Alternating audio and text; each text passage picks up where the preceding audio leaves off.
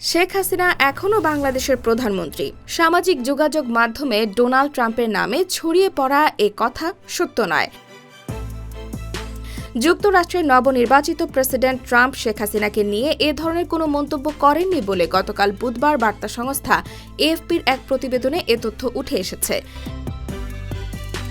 এএফপির প্রতিবেদনে উল্লেখ করা হয়েছে, সামাজিক যোগাযোগ মাধ্যমে ছড়িয়ে পড়ে সম্প্রতি একটি সাক্ষাৎকারে যুক্তরাষ্ট্রের নবনির্বাচিত প্রেসিডেন্ট ডোনাল্ড ট্রাম্প বলেন, শেখ হাসিনা এখনও বাংলাদেশের প্রধানমন্ত্রী, কিন্তু ওই সাক্ষাৎকারে এমন কথা বলেননি তিনি।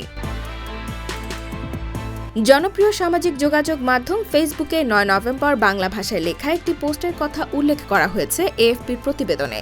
পোস্টে লেখা হয়েছে, পিবিডিকে দেওয়া এক সাক্ষাৎকারে ডোনাল্ড ট্রাম্প বলেছেন, শেখ হাসিনা এখনও বাংলাদেশের প্রধানমন্ত্রী বলে মনে করেন তিনি। বাংলাদেশ সরকারের অবৈধ দখলদারদের উদ্দেশ্যে ট্রাম্প বলেন, যারা বলছেন শেখ হাসিনা পালিয়ে গেছেন তারা আমাকে পদত্যাগপত্রটি দেখান।